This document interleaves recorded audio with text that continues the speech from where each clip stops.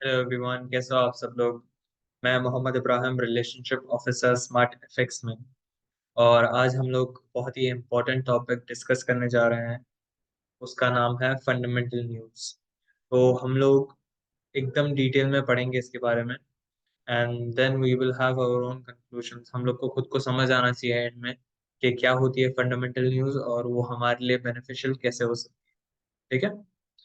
सो अगर आप इधर नए हो तो आप मुझे फॉलो कर सकते हो ये सब सोशल मीडिया प्लेटफॉर्म्स पे।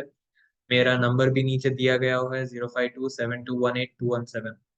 तो अगर आप लोगों को कोई भी इंफॉर्मेशन चाहिए मुझसे या कोई भी डाउट्स हो आपको तो आप मुझे इस पे मैसेज कर सकते हो।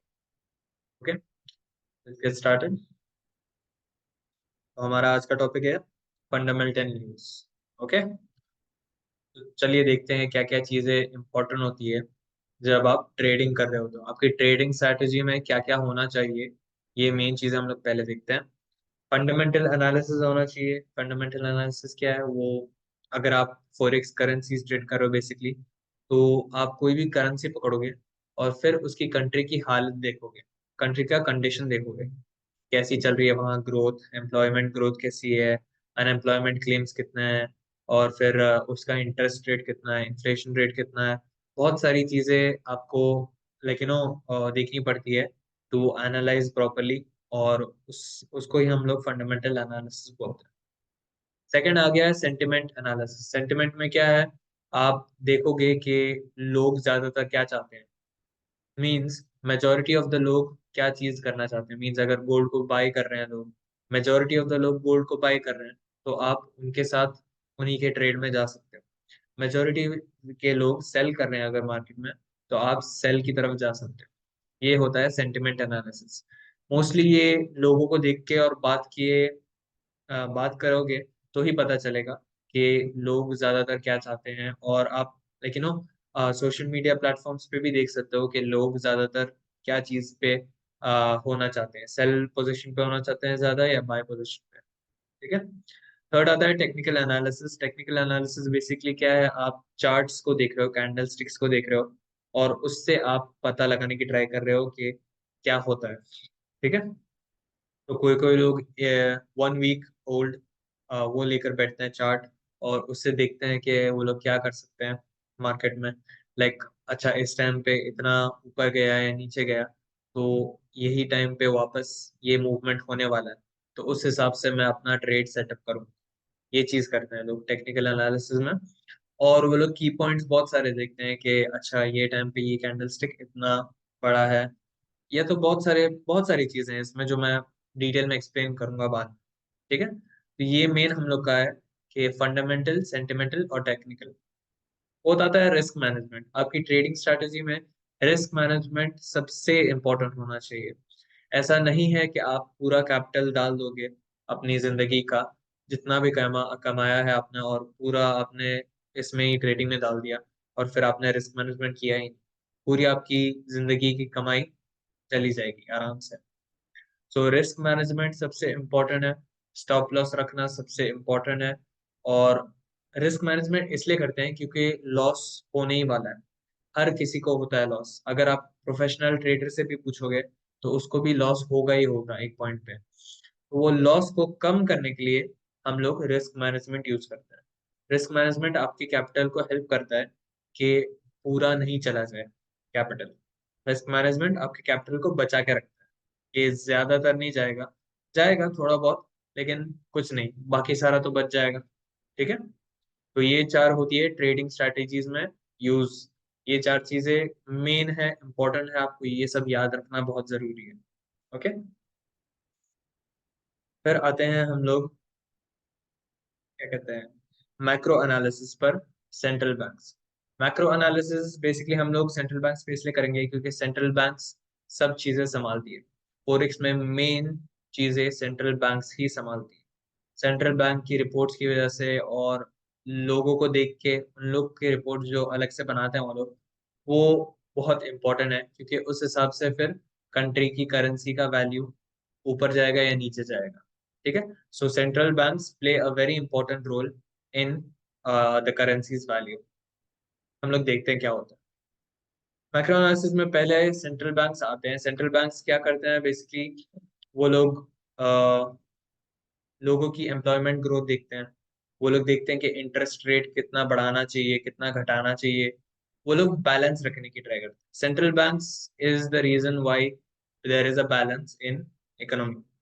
मतलब सेंट्रल बैंक अगर आपकी इकोनॉमी देख रहा है तो वो ही बैलेंस कर पाएगा विद रिसेशन या तो फिर इन्फ्लेशन। ये सेंट्रल बैंक्स का काम है कि वो देखें कि लोगों को क्या हो रहा है, लोगों के साथ ग्रोथ हो रही है कि नहीं, और लोगों के साथ डिक्रीज हो रही है क्या ग्रोथ। और इस हिसाब से वो लोग अपनी करेंसी की वैल्यू जज कर सकते हैं। जैसे इन्फ्लेशन रेट वो लोग देखते हैं, इंटरेस्ट रेट वो लोग देखते हैं। ये सारे इकोनॉमिकल फैक्टर्स है, बेसिकली इकोनॉमिक इंडिकेटर्स है जो सेंट्रल बैंक्स देखते हैं। अगर आपको क्या कहते हैं, चलो एग्जाम्पल लेते हैं, आप स्कूल में पढ़ा रहे हो, ठीक है। अभी आपको एक सारे बच्चों को इवेल्युएट करना है on the basis of their behaviour. तो आप एक एक बच्चे को पकड़ के उसका बिहेवियर लिखोगे ना, कि इसके साथ ये कितना अच्छा है, ये क्या करता है, ये सब। ठीक है, तो वैसे ही सेंट्रल बैंक को भी इकोनॉमिक ग्रोथ के लिए बहुत सारी चीजें देखनी पड़ती है। जैसे इंटरेस्ट रेट कैसा है, क्या हो रहा है, हम लोग को बढ़ाना चाहिए इंटरेस्ट रेट या घटाना चाहिए, इन्फ्लेशन लाना चाहिए या रिसेशन लाना चाहिए। तो ये सब इकोनॉमिक इंडिकेटर्स है जिसकी वजह से सेंट्रल बैंक्स अपना इंटरेस्ट रेट डिसाइड कर सकता है। ठीक है, फिर आता है मेकिंग सेंस। मतलब ये सारे इंडिकेटर्स है ना, इकोनॉमिक इंडिकेटर्स, वो सेंस बनाने चाहिए। क्यों? क्योंकि अगर सेंस नहीं बनाते, लाइक कुछ भी रिपोर्ट्स आ जाती है और उस हिसाब से करेंसी की वैल्यू बहुत रिस्क पे है। अगर एकदम से ही करेंसी की वैल्यू बढ़ गई तो दूसरी कंट्रीज पे भी इफेक्ट पड़ सकता है। So that is the main reason कि सेंट्रल बैंक्स को बहुत ही, लाइक फंडामेंटली उन लोग के पास बहुत स्ट्रांग होना चाहिए रिपोर्ट्स, जिसकी वजह से वो लोग मार्केट को हैंडल कर पाए। मार्केट को वो लोग ही चलाते हैं, इसलिए उनका हैंडल करना बहुत जरूरी है मार्केट। ठीक है, इट शुड मेक सेंस, मतलब दिमाग, समझ आ जाना चाहिए। कोई लेमैन भी हो जिसको क्या कहते हैं, इतना पढ़ा नहीं हो इकोनॉमी के बारे में, उसको भी समझ आ जाना चाहिए कि किस वजह से ये इंटरेस्ट रेट बढ़ रहा है या घट रहा है। ओके, सो आपको बता देता हूँ कि मेन जो सेंट्रल बैंक्स है दुनिया में, जितने भी सेंट्रल बैंक्स है ना, उनमें से मेन 8 मैं आज आपको बताने जा रहा हूँ। वो है US federal reserve bank, US का, European central bank, यूआर, bank of England, GBP, bank of Japan, जेबीवाई, फिर आता है Swiss national bank, CHF, okay, bank of Canada, CAD, reserve bank of Australia, AUD, and reserve bank of New Zealand, NZD. ये 8 main banks है जो पूरी दुनिया पे लोगों का काबू है, और ये संभालते हैं most of the forex currencies को। जब भी आप कोई पैर खोल के देखोगे तो इनमें 8 में से कोई तो आपको दिखेगा ये मेन। ठीक है, बहुत कम ऐसी फॉरेक्स करेंसीज है जो इनके साथ पैर में नहीं है। ओके, सो ये 8 मेन सेंट्रल बैंक है दुनिया के, जो कंट्रोल करते हैं इंटरेस्ट रेट्स, इन्फ्लेशन रेट, सब चीज को। ओके, अभी हम लोग देखते हैं कि इसका मतलब क्या है। ओके, अगर इकोनॉमी एकदम ही स्ट्रांग होगी तो सेंट्रल बैंक को अंदर आना पड़ता है मार्केट। इसका मतलब क्या है कि कभी भी अगर इकोनॉमी एकदम ही ज्यादा स्ट्रांग हो गई तो उसको लेवल पे लाने के लिए वापस इसको आना पड़ता है, सेंट्रल बैंक को आना पड़ता है, इन्फ्लेशन को प्रिवेंट करने के लिए। क्यों? इन्फ्लेशन क्या होता है बेसिकली, अगर इन्फ्लेशन आप देखोगे तो, अगर पेट्रोल समझ लीजिए, पेट्रोल का प्राइस क्या था पहले, 1 दिरहम था। अभी कुछ सालों बाद अभी कितना हो रहा है, 3 दिरहम हो रहा है। तो ये प्राइस बढ़ती जा रही है, और क्या कहते हैं, लोगों की सैलरी नहीं बढ़ी तो वो लोग खरीद नहीं पा रहे, उन लोग के अंदर डर डर बैठ गया। ठीक है, सो ये डर बैठ के वो लोग स्पेंड नहीं कर रहे हैं पैसा, और इकोनॉमी बढ़ती ही जा रही है, मींस ग्रोथ ही होती जा रही है। So that is not good for the countries और करेंसीज वैल्यू। सो ये लोग क्या करते हैं, आके इन्फ्लेशन रेट घटा देते हैं to, prevent people from going crazy. Because inflation rate अगर एकदम ही ज्यादा हो गया, पैस प्राइस सबकी ज्यादा बढ़ गई, तो कोई खरीद नहीं पाएगा कुछ भी चीज। Okay, so the central bank has to come in between and stop from hyper inflation. If the economy is too weak, मतलब प्राइस एकदम ही घट रहे हैं, सब लोग खरीद रहे हैं, सब बल्क बल्क में खरीद रहे हैं, ठीक है, तो सेंट्रल बैंक को लेकिन वो आके प्रिवेंट रिसेशन करना चाहिए। क्यों? क्योंकि अगर सब लोग ही खरीद रहे हैं, ठीक है, सबकी जॉब ऑलमोस्ट रिस्क पे है, क्योंकि इतनी जरूरत ही नहीं है लोगों को मैन पावर की जरूरत ही नहीं है इतनी कि इतना पैसा बना पाए। तो रिसेशन तो होने वाला है उस टाइम पे। अगर आपने कोविड के टाइम पे देखा होगा, कोविड के टाइम पे क्या हुआ था, most of the businesses went out of opportunity, क्योंकि वो लोगों ने अपना रिसेशन बहुत हैवी किया था, रिसेशन किया था, लेकिन ले ऑफ्स किए थे, बहुत सारे लोगों की जॉब्स गई थी उस टाइम पे। तो ये रिसेशन हुआ था, सेंट्रल बैंक्स ने कराया था सबसे। Okay, so this is the main thing that central bank को हर जगह स्टेप करना पड़ता है। इधर इन्फ्लेशन इज गोइंग हाई या फिर रिसेशन इज कमिंग, ये चीज मेन उनको संभालनी होती है, दोनों। ओके, तो सेंट्रल बैंक को क्या करना है, बीच में लेवल रखना है उन दोनों का। वेइंग स्केल पता है ना, तो बीच में वेइंग स्केल होता है सेंट्रल बैंक। अभी दोनों रिसेशन और इन्फ्लेशन को उनको साथ में रखना है एंड बैलेंस करना है to have a good economy. Okay, तो क्या होता है मैं बताता हूँ, सेंट्रल बैंक्स के साथ क्या होता है मैं बताता हूँ। इंटरेस्ट रेट अगर उन लोगों ने इंक्रीज किया तो इन्फ्लेशन कंट्रोल होता है और ओवर स्पेंडिंग कम होता है। ओके, लोअर करते हैं इंटरेस्ट रेट जब उनको चाहिए कि इकोनॉमी, लेकिन इकोनॉमी को, लेकिन लोग इकोनॉमी की तरफ वो करें, स्पेंड करें। So that means encourage spending and foster economy, मतलब लोग स्पेंड कर रहे हैं तो इकोनॉमी बढ़ रही है ज्यादा। ओके, सो ये चीज है कि कोई कोई बार वो लोग कम करते हैं इन्फ्लेशन को और कोई कोई बार ज्यादातर करते हैं। Okay, so both are important, inflation भी बहुत ज्यादा इंपॉर्टेंट है, रिसेशन भी बहुत ज्यादा इंपॉर्टेंट है। फिर आता है क्वांटिटेटिव ईजिंग। क्वांटिटेटिव ईजिंग क्या होता है? बेसिकली बहुत सिंपल लैंग्वेज में पंप करते हैं मनी को, बहुत ज्यादा पैसा प्रिंट करते हैं, जिसकी वजह से इकोनॉमी बैलेंस होती है कभी कभार। तो ये इकोनॉमी के लिए अच्छा है कि वो लोग पंप कर पाते हैं ज्यादातर पैसा और फिर डिस्ट्रीब्यूट कर पाते हैं। ओके, सो क्वांटिटेटिव ईजिंग भी बहुत टाइम होता है मार्केट में, जब इकोनॉमी एकदम ही गिरी हुई हो कि लोगों को पैसा खर्चने के लिए ज्यादातर प्रिंट करे, तो ज्यादा प्रिंट होता है उस टाइम पे, ठीक है, उसको क्वांटिटेटिव ईजिंग बोलते हैं। और कोई कोई बार आपने देखा होगा कि आपके रिलेशनशिप ऑफिसर्स बहुत अलग अलग मैनरिज्म्स में आपसे बात करेंगे ये चीज को लेके, तो उसमें नॉर्मल टर्म्स यूज होते हैं, जैसे डोविश या तो हॉकिश। डोविश का मतलब है जब मार्केट नीचे जा रही हो, ठीक है, वैल्यूज नीचे जा रहे हो, और हॉकिश का मतलब है मार्केट की वैल्यू ऊपर जा रही है, means going up, increasing. Okay, so ये सब टर्म्स नॉर्मली आपको तब यूज होते हैं जब आप इंटरेस्ट रेट्स के बारे में बात करो, डोविश या तो hawkish. Okay, central banks meetings, अभी मैं आपको बताना चाह रहा हूँ सेंट्रल बैंक मीटिंग्स करते हैं, क्यों करते हैं मैं आपको बताता हूँ। सेंट्रल बैंक मीटिंग्स बहुत ही ज्यादा इंपॉर्टेंट है, क्योंकि हर कुछ महीने में सेंट्रल बैंक्स स्टडी करते हैं इकोनॉमिक डेटा। इकोनॉमिक डेटा मतलब पिछले महीनों की वो लोग को इकोनॉमिक डेटा देखनी पड़ती है कि इस टाइम पे अगर हम लोगों ने ये स्टेप्स लिए थे, तो अभी उसको बेहतर करने के लिए, बेटर इम्प्रूवमेंट करने के लिए वो लोग इस महीने क्या स्टेप ले सकते हैं, प्रीवियस मंथ्स को देख के इस महीने का वो लोग करते हैं, डिसीजन लेते हैं। ओके, सो इकोनॉमिक डेटा को स्टडी करके डिस्कस करते हैं कि अगर उन लोग को रेज करना है, होल्ड करना है या ड्रॉप करना है इंटरेस्ट रेट्स को।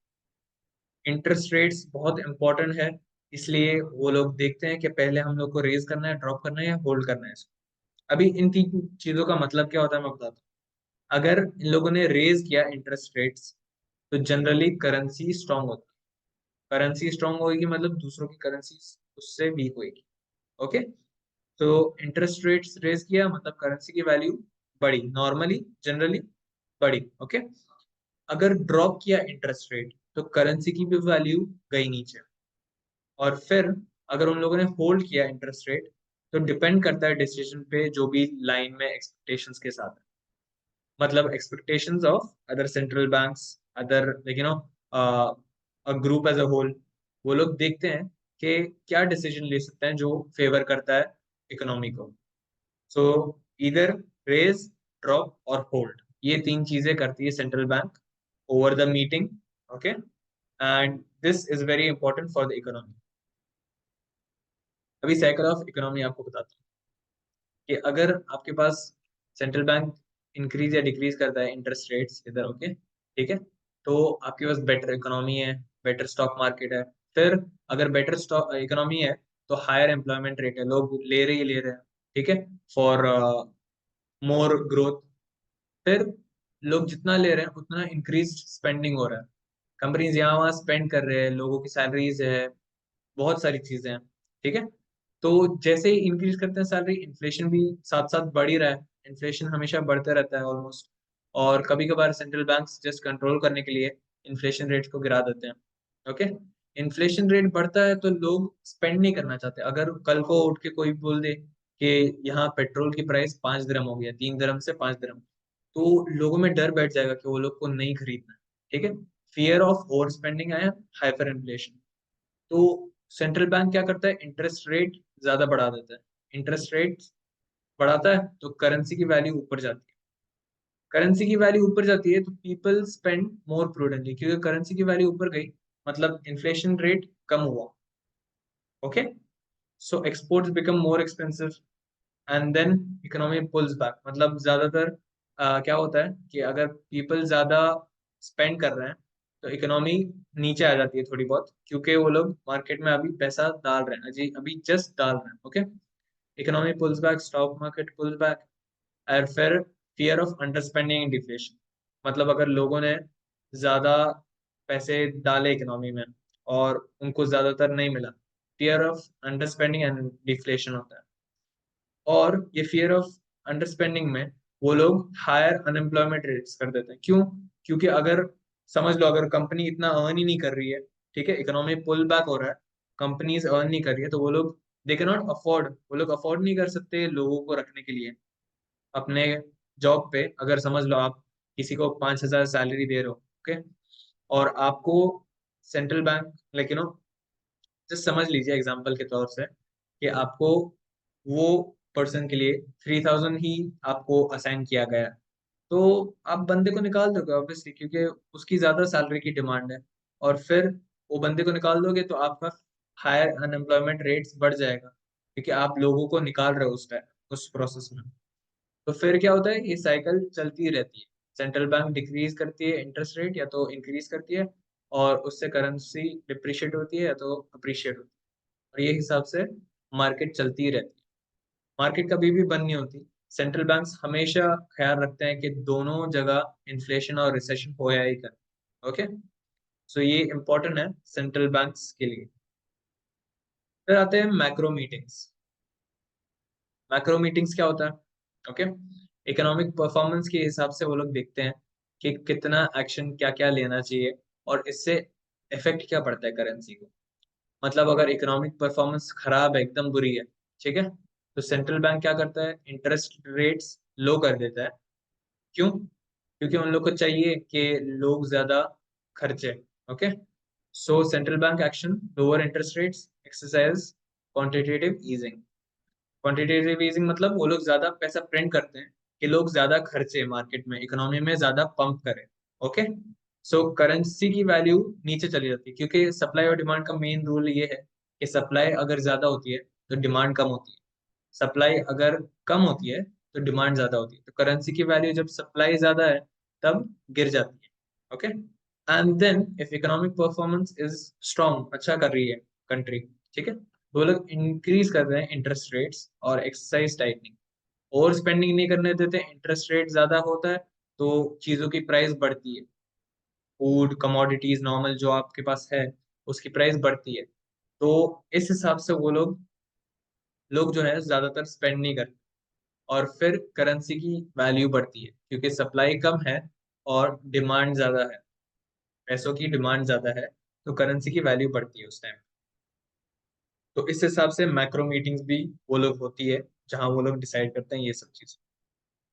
इकोनॉमिक इंडिकेटर्स अभी हम लोग देखते हैं कि इकोनॉमिक इंडिकेटर्स क्या होते हैं। ये सारा डेटा है जो आप नॉर्मली कोई भी साइट पे जाओगे तो आपको दिख सकता है। फॉरेक्स फैक्ट्री है जैसे कि, या तो investing.com है। ये न्यूज है ना, ये न्यूज आपको बताएगी कि सेंट्रल बैंक ने अभी अभी क्या डिसीजन लिया है कितना इंटरेस्ट रेट है, कितना अनएम्प्लॉयमेंट क्लेम है, कितना सीपीआई है, कंज्यूमर प्राइस इंडेक्स, फिर क्या कहते हैं, बहुत सारी चीजें हैं जिसकी वजह से करेंसी की वैल्यू इंक्रीज या डिक्रीज होती है। So non farm payroll, GDP है, कंट्री की ग्रोथ है, ठीक है, कंज्यूमर प्राइस कितना वो लोग कंज्यूम कर रहे हैं और कितने प्राइस पे कंज्यूम कर रहे हैं, रिटेल सेल्स, नॉर्मली बिजनेसेस कितना सेल कर पा रहे हैं, बिजनेसेस नहीं sorry like normal retail sales कितना कर पा रहे हैं, manufacturers index, new home sales, कितना कंट्री में लोग ज्यादातर घर ले रहे हैं, एवरेज अर्निंग इंडेक्स, अगर कोई एम्प्लॉयड है और you know if a company is employing so many people, उन लोग की एवरेज अर्निंग कितनी है उस टाइम पे। सो क्लेमेंट ये भी है, अनएम्प्लॉयमेंट रेट भी है, बहुत सारे रीजंस है जिसकी वजह से कंट्री की वैल्यू लाइक करेंसी की वैल्यू गिर सकती है या तो ऊपर जा सकती है। So these are the normal economic indicators. अगर आप ट्रेडिंग इकोनॉमिक्स देखना चाहते हो तो इस साइट पे आप देख सकते हो कि हर कंट्री में क्या क्या चलता है, क्या क्या उन लोग की न्यूज़ है जिसकी वजह से उन लोग के वैल्यू को चेंजेस आ सकते हैं। ठीक है, ये भी है फॉरेक्स फैक्ट्री, जहां आप जाओगे तो आप देख पाओगे कि बहुत सारी न्यूज़ है। ओके, आप एक न्यूज़ पे क्लिक करोगे तो आपको साइड में ऑप्शंस बहुत सारे दिखेंगे जिसमें से आपको देखना है कि इसका यूजुअल इफेक्ट क्या है। यूजुअल इफेक्ट में कभी कभार क्या होता है, actual greater than forecast is good for currency, या तो actual lesser than forecast is good for currency. आप थोड़ा और नीचे जाओगे तो आपको पता चलेगा कि वहाँ एक्चुअल लिखा हुआ है और फोरकास्ट लिखा हुआ है और प्रीवियस लिखा हुआ है। सो ये रिपोर्ट्स है ना बहुत डिटरमाइन करती है कि अगला टाइम अगर ये होएगा रिपोर्ट में तो वैल्यू किधर जाएगी। मतलब आप देखोगे अगर 5:30 को कोई भी न्यूज आई जैसे सीपीआई और उसमें एक्चुअल ग्रेटर देन फोरकास्ट लिखा हुआ है, ठीक है, और फोरकास्ट में उन लोगों ने दिया हुआ है 50, लेकिन एक्चुअल जो आया रिपोर्ट 5:30 को वो 52 है, तो actual greater than forecast is good for currency. अभी यूएसडी को ले लेंगे हम लोग, अगर यूएसडी स्ट्रांग हुआ इस रिपोर्ट की वजह से तो बाकी सारी करेंसीज गिरेंगी। ओके, उसके सामने गिरेंगी जितनी भी पेड अप है उसके साथ, जैसे USD JPY, USD CHF. Okay, so ये सारी करेंसीज गिरेंगी, तो इस हिसाब से आप ट्रेडिंग कर सकते हो फोरेक्स फैक्ट्री के न्यूज पे। ऑल्दो मैं न्यूज ट्रेडिंग कंप्लीटली सजेस्ट नहीं करूंगा बिगिनर्स के लिए क्योंकि ये बहुत रिस्की है। कभी कभार मार्केट कुछ और बता के कहीं और चली जाती है, so that is a very risky thing. अगर आप नए हो मार्केट में तो news trading I would not suggest. Okay, so अभी ये जैसे कि आप देख सकते हो यहाँ एग्जांपल में सीएडी, फिर इकोनॉमिक इवेंट्स, ये सारे इकोनॉमिक इवेंट्स हैं। ओके, एक्चुअल डेटा है, फोरकास्ट डेटा रिलीज्ड है और प्रीवियस डेटा है। यहाँ डेट एंड टाइम लिखा हुआ है दोनों के लिए। ओके, सो बेसिकली आप लोग को देखना है कि डेट एंड टाइम में आप क्या कर सकते हो। डेट एंड टाइम अगर लिखा होता है, समझ लो ट्यूसडे लिखा हुआ है 1:45 को न्यूज आ रही है, तो आपको देखना है कि क्या क्या न्यूज आ रही है। और अगर आप येलो देखते हो, येलो का मतलब वो इतना इफेक्टिव नहीं है जिसकी वजह से प्राइस एकदम ही ज्यादा हिलेगी। अगर आप ऑरेंज देखते हो, वो थोड़ा बरकर है येलो से, उससे थोड़ी बहुत प्राइसेस हिल सकती है, कभी कभार हिलती है बहुत ज्यादा, कभी कभार नहीं हिलती। एंड अगर रेड आया, रेड का मतलब है बहुत ही ज्यादा हिलने वाली है मार्केट। ये तीन चीजों का ध्यान रखना है आपको कि येलो, ऑरेंज, रेड। और रेड आया तो आपको उस टाइम पे अगर ट्रेडिंग करनी है तो बहुत ही ज्यादा रिस्की है क्योंकि मार्केट बहुत ज्यादा हिलने वाली है। ठीक है, तो आपको लाइन में देखना है कि इकोनॉमिक इवेंट्स क्या क्या आ रहे हैं और जो भी करेंसीज आप ट्रेडिंग कर रहे हो उसके सब नाम लिखे हुए हैं इधर। आपको कुछ भी चीज देखनी हो तो आप फोरेक्स फैक्ट्री पे जाके देख सकते हो कि नाम लिखा हुआ है, and then you can use these economic events to your advantage. अगर आपको कोई भी सवाल है इसके रिगार्डिंग तो आप मुझे पूछ सकते हो, and I will always be available to help you. You can let me know in the comments or in my DMs which I have given you. तो अगर आपको कोई भी डाउट्स पूछने हो तो मेरा नंबर है 052 7218 217। I'll just repeat it once more, 052 7218 217। Okay, so if you guys have any doubts I'm 24/7 available। कभी भी कोई भी डाउट हो आप मुझे पूछ सकते हो, and I'll be very happy to clear it out. Okay. Thank you so much, guys. Have a good day. Bye bye.